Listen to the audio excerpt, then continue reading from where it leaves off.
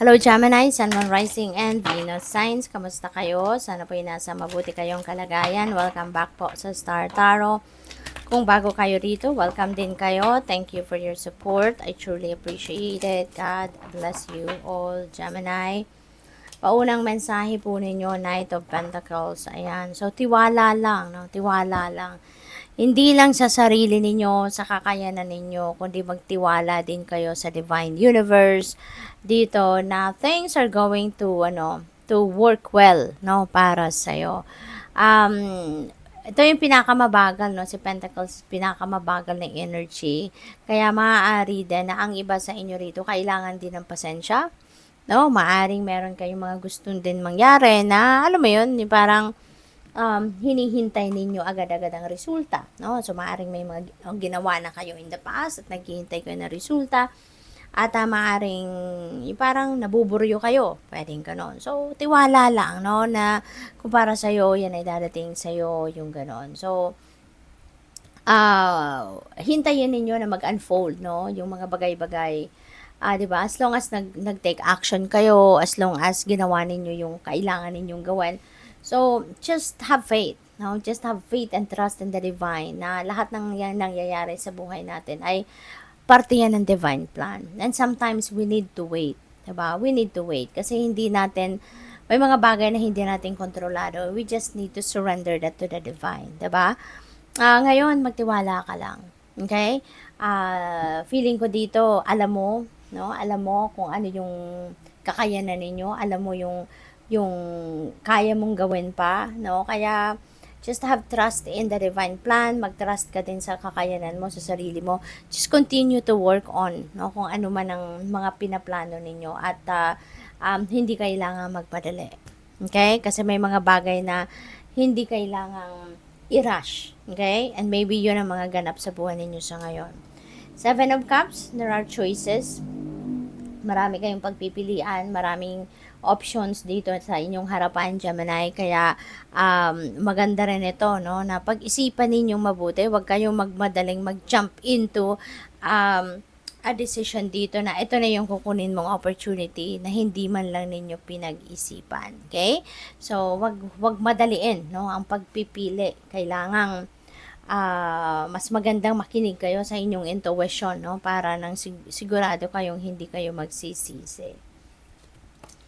We have the world. Wow, may travel si Gemini. So, maybe this is international travel or pwedeng domestic pero malayo-layo doon sa kung saan kayo manggagaling, no? So, pwedeng gano'n. This is also a very successful period sa buhay ninyo. This is going to be a successful time kasi kung ano man ang mga bagay na pinagtatrabahuan ninyo rito, pag-aaral, mga trabaho, construction, mga ganon, no? Maybe you've been doing that for quite a while na at ngayon, you are going to succeed. No? You're going to succeed. Mapagtatagumpayan na ninyo ang mga yan sa ngayon. Kaya napakaganda. 'Di ba? Na yung efforts ninyo is going to pay off na. Makikita na ninyo ang resulta sa ngayon. No? And this is also a new beginning energy. Kaya maaring meron din mga offers dito, no, na pwede ninyong i-take advantage. At pagkatapos ng tagumpay ninyo, parang excited na muli kayo na magsimula ng panibagong ganap. No? We have Hanged Man.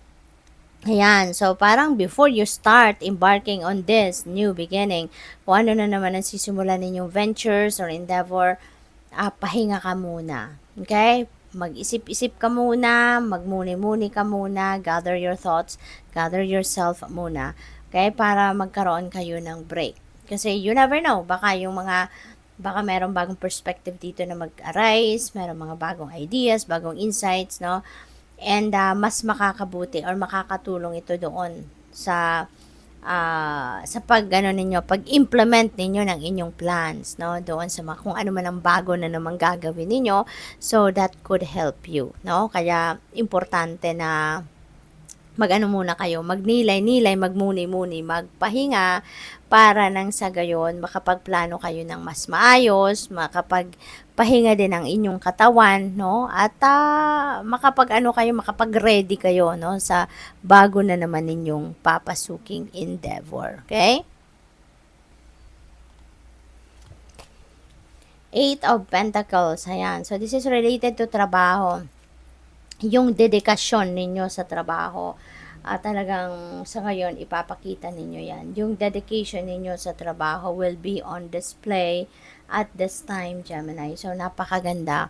Kasi, 'di ba kapag nag-e-effort tayo, that will be rewarded, no? Yung effort natin, that will be rewarded eventually. Kaya patuloy lang kayong na magsikap, patuloy lang kayo na mag-improve ng inyong sarili, mag-improve ng inyong mga yung mga talents, skills, and gifts ninyo, and continue to work hard. Kasi eventually, yung lahat ng effort ninyo will pay off. Eventually, yung lahat ng effort ninyo will be rewarded financially then. Okay? We have Six of Swords. Ayan. Maganda na yung mga problema ninyo, kung ano man itong pinagdadaanan ninyong mahirap, no, you are going to find the solution to that. So, ngayon, you would be able to move on from that situation, from that difficult situation. Kaya, just hang in there, no, just hang in there. Hindi natin nakikita dito na nahihirapan pa kayo. At maganda to na yung iniisip ninyo is moving forward lagi, no? Moving on, moving forward. Kaya napakaganda. Kaya siguro mabilis din ninyong mahanap ang solusyon sa kung ano man ang inyong mga pinoproblema kasi you are very optimistic. No, you're very optimistic and iniisip ninyo yung pag-move forward sa buhay rather than moving backward, hindi ba? Kaya napakaganda rin ang magiging sitwasyon ninyo rito. Eight of Cups. Ayan. So, departure, you're definitely going to travel.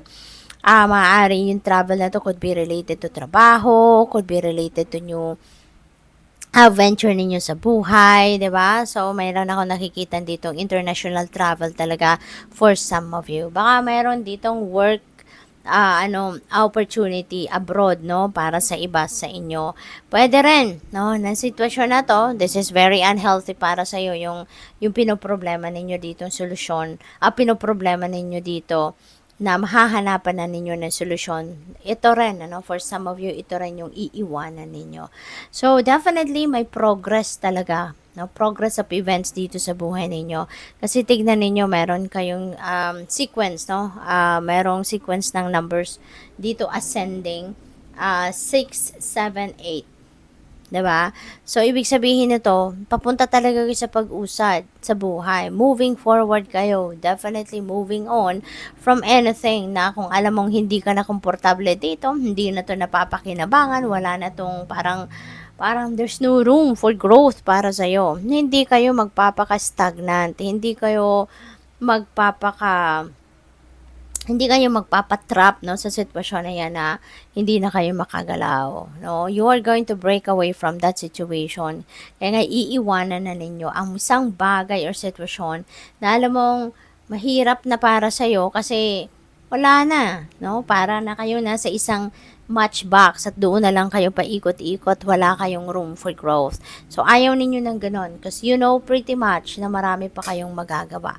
Marami pa kayong magagawa para sa sarili mo, sa pamilya mo, at sa ibang tao. Kaya yun ang hinahanap ninyo ngayon, no? Na magkaroon kayo ng pagkakataon, no? And you are making that opportunity para sa sarili ninyo na makahanap kayo ng ibang avenue, makahanap kayo ng ibang trabaho na alam mong makakatulong ka pa, no, sa maraming tao. We have judgment and that is a very important decision to make. No, yan ang pinag-isipan ninyong mabuti. Kaya nga handa na kayong umusad sa buhay kasi napag-isipan mo na to, nakapag-diskarte ka na, napag-desisyonan mo na to, no? And sigurado na kayo rito. So, good luck. Thank you for watching. Love and light. Namaste.